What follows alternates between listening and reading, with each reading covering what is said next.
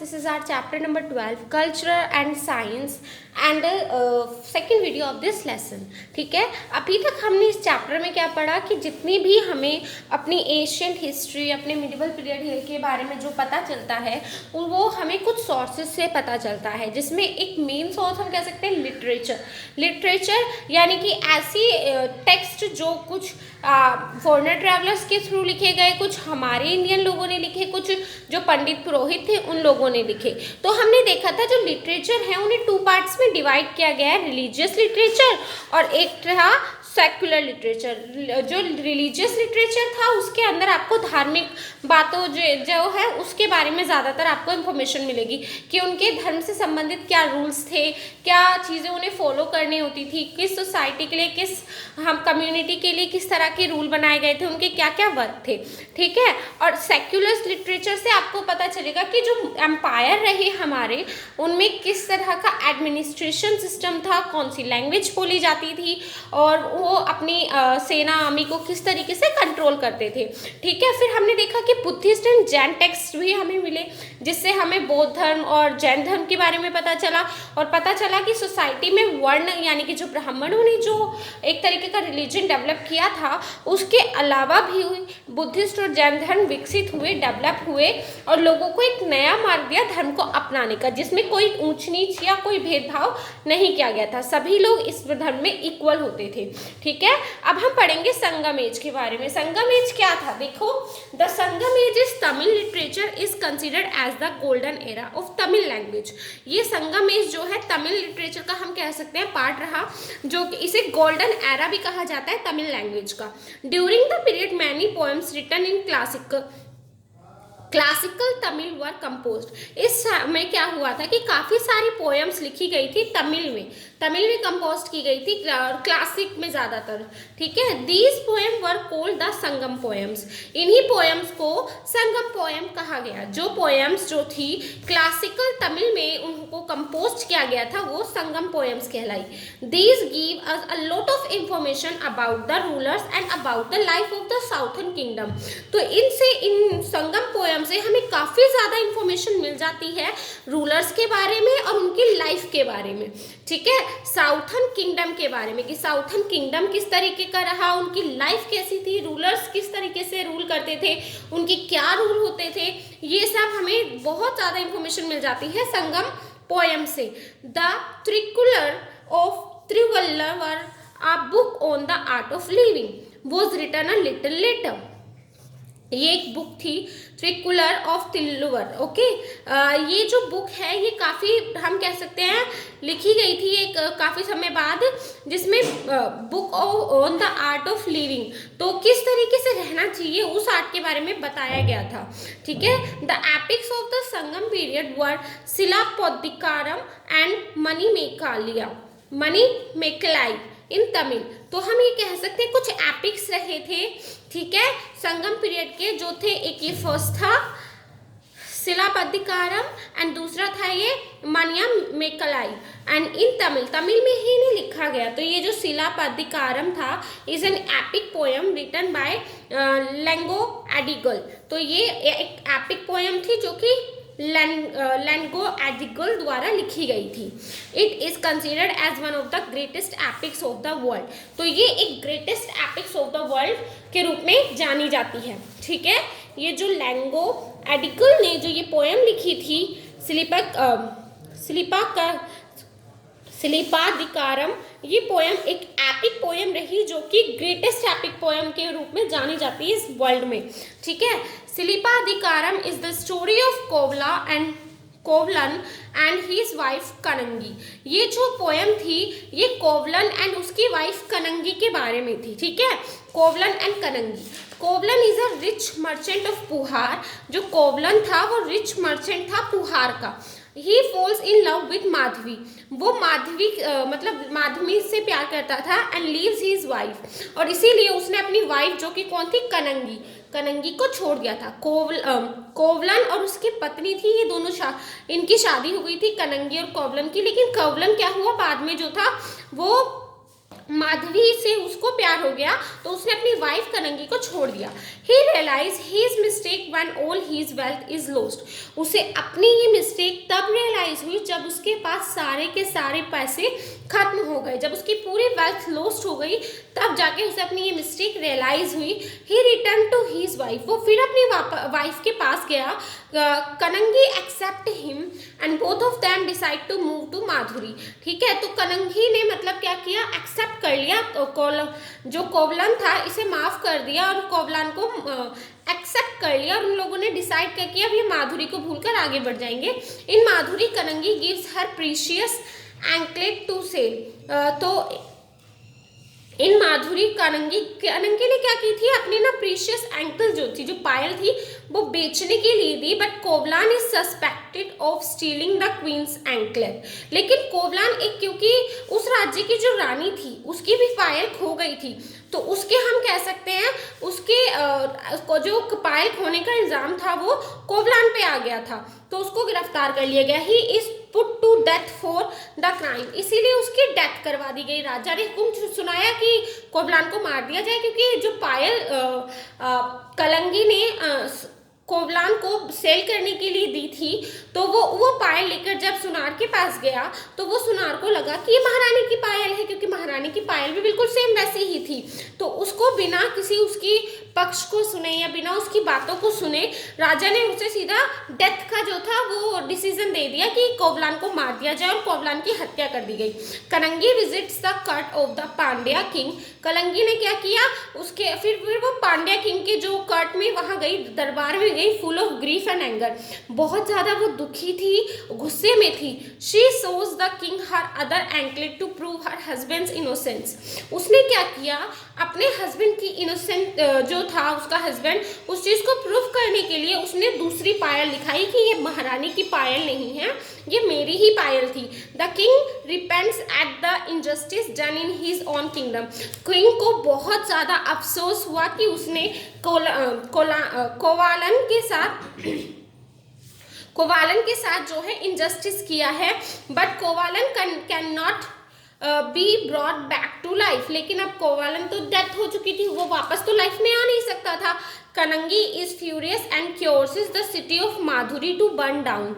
अब कनंगी ने क्या किया कि उसने एक तरह की बहुत ही श्राप वगैरह दे देते, तो कनंगी ने भी बिल्कुल वैसा ही उस स्टेट में किया, तो उसने भी पूरा राज्य जो था जला दिया। उसमें सिर्फ जो विवाहित, एक तरीके से हम कह सकते हैं जिनकी मैरिज हो गई थी, मैरिड जो वुमेन थी वो बची, बच्चे बचे और बूढ़े बचे, बाकी सभी लोग उस राज्य के जल गए। Due to her that she is worshipped as a goddess of virtual all over the Tamil kingdom. इसी की वजह से क्या होता है, और वो खुद भी जल गई थी, वो उसकी डेथ की वजह से उसकी पूजा की जाती है भगवान के रूप में तमिल किंगडम में। ठीक है, तो ये जो थी आपकी ये जो पोएम लिखी गई थी, सॉरी एपिक जो लिखा गया था शिल्पाधिकारम, इसका एक हमने स्टोरी सुनी जो इसमें थी, और ये बहुत ग्रेटेस्ट एपिक के रूप में आता है इस वर्ल्ड में।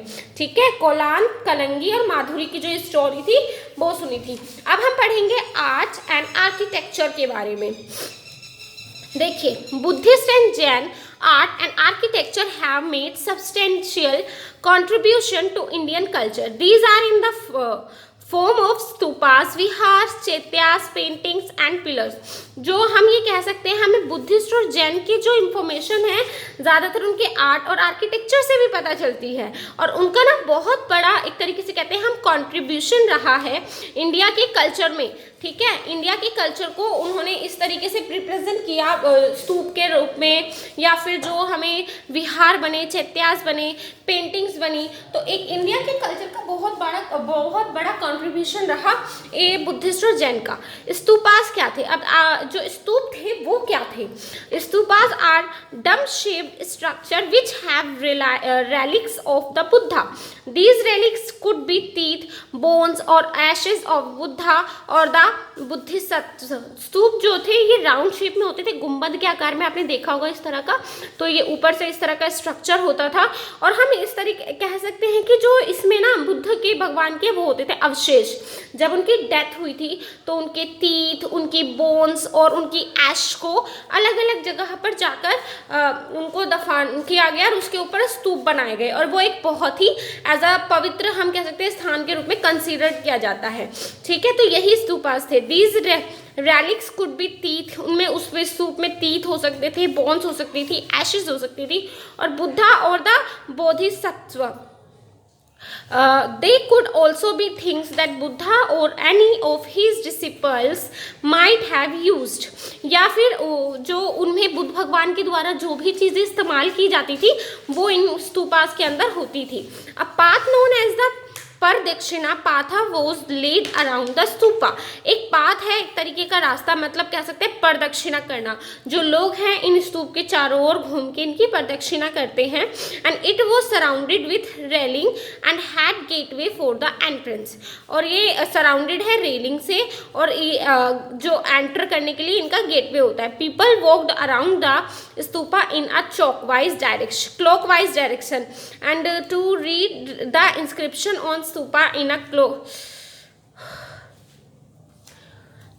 in a clockwise direction to read the inscription on the stupa in serial।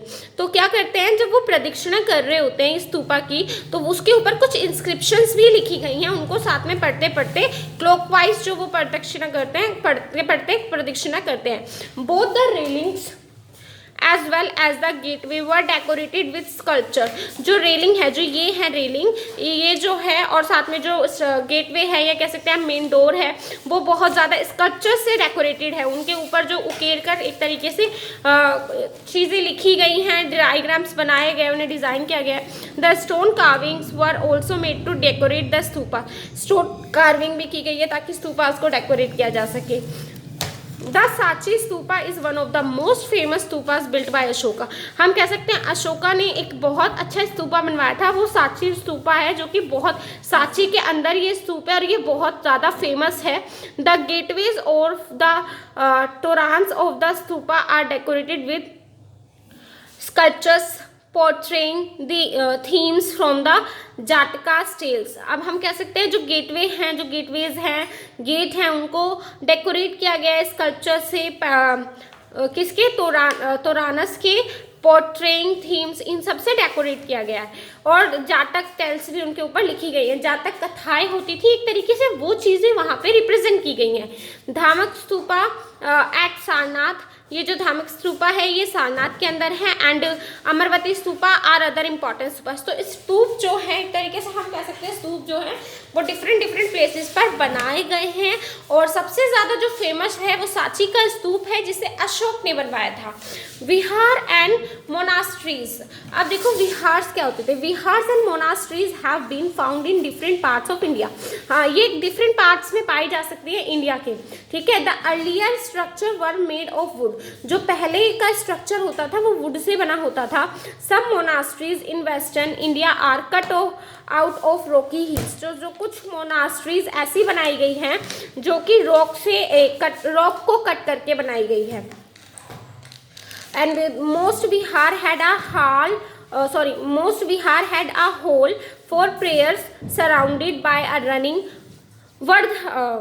Varandha on three sides. There were rooms for monks and nuns। और इन विहार्स में क्या होता था, जो प्रेयर करनी होती थी उसके अंदर, हॉल के अंदर प्रेयर की जाती थी और जो मोस्टली जो रूम्स बनाए जाते थे वो मॉन्क्स और नन के लिए होता था। मॉन्क्स और नन कौन से होते थे, जो बुद्ध धर्म को मानते थे, वो लोग अपना घर जो होता था वो त्याग देते थे, तो इन लोगों के लिए सेपरेट जगह होती थी रहने के लिए, वही इनका विहार था। तो इनको इस तरीके से बनाया गया था कि एक जगह जो है विहार में मॉन्क्स रह सके, यानी कि जो भी मेल वो हैं, और जो नन्स होती थी वो फीमेल हम कह सकते हैं पुजारन टाइप का होता था। ठीक है, अब बात करते हैं चैत्यास की। चैत्यास और halls of worship excavated from rocks and found in the eastern district of Andhra Pradesh. ये हमें eastern district of Andhra Pradesh में मिलती हैं। हॉल्स ऑफ वर्शिप, ये हम कह सकते हैं पूजा करने का स्थान। जिस तरह हिंदुओं में टेम्पल होते हैं ना, बौद्धिज्म में चैत्याज होते हैं, ठीक है। Some of the rocks cut chaityas of Bhaja, Karle and Ajanta of Hinayana Buddhism are similar to the brick and wooden structure of Ashoka time.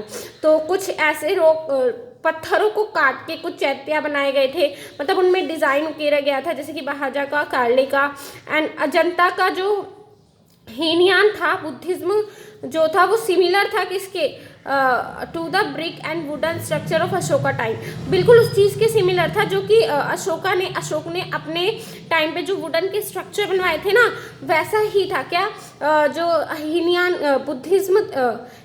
था बुद्धिज्म का, वो बिल्कुल उसको उसी तरीके से बनाया गया था। And inscription in Karle mention Bhutapala a banker to be the founder of the Chaitya hole, but later scholars identify him with Devabhuti, the last of the Sunga rulers। तो इस तरह का चैत्य जो हमें डिफरेंट प्लेसेस पे मिलता है, जो कि अलग अलग लोगों ने बनवाया था, ठीक है। ये चैत्य क्या होते हैं, ये वर्शिप करने के होल्स होते हैं, जैसे कि हिंदुओं में टेम्पल होते हैं, इनके पूजा करने के ये होल होते हैं। और अब बात करेंगे हम टेम्पल्स की। Many temples were also built. ये आपका इस वीडियो में ये इतना ही। टेम्पल्स का जो टॉपिक है हम अपनी नेक्स्ट वीडियो में कवर करेंगे। अभी आपको चैत्य तक ही यहाँ पर रीड करना है। टेम्पल्स का टॉपिक हम नेक्स्ट वीडियो से कंटिन्यू करेंगे।